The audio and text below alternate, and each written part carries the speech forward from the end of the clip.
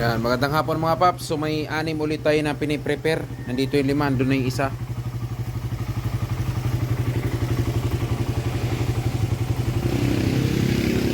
Yan, ito, pinipino na lang natin yung minor nito.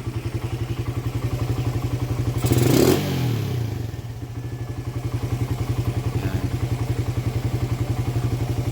So sa mga gustong mag-order nito mga paps, lagi kong sinasabi, ito yung the best na pamalit sa stock carb nyo na sira.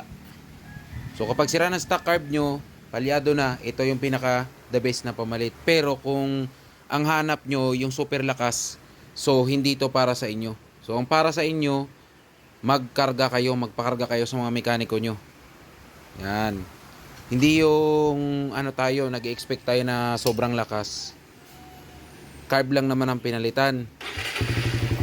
So ito, yan, kita nyo naman, magagamit nyo ng matino ang motor nyo sa carb na to. So siyempre may aumento yan ng kahit papaano kaysa dun sa stock carb nyo.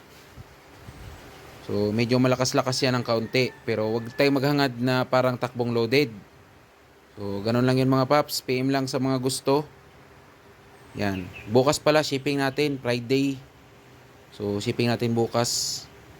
Basta sa mga gustong mag-order, wag tayong mag-expect ng sobrang lakas. Kasi dito, yung carb na yan, nagwa 143. So, ganyan, itsura niyan. Kita nyo naman, stock elbow yan. Tapos, dito dati, nung stock pa to, nagwa 153. Pero hindi ibig sabihin no, na ganun din yung takbo sa inyo. Bakit? Siyempre, magkaiba tayo ng makina. Pag walang problema yung makina mo, yung iba nga, nagwa 158, 156, sinisend sa akin yung feedback nila. Ganun. Pag may problema yung makina nyo at hindi rin kayo masyadong marunong magpatakbo, so, mababa talaga yung top speed nyo. Ganun lang yun. Real talk lang tayo dito. Kung sa mga nagtatanong na kung ano ba to, medyo matibay ba?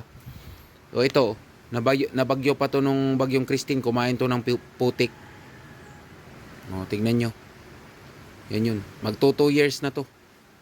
So yan yung gamit ko kasi pang daily use. So pang daily use ngayon carb natin, no? Pag sira na yung stock carb, pag gusto natin na medyo magamit natin ng matino yung motor. So yan, no? Yan. Kita nyo naman itsura niya, no?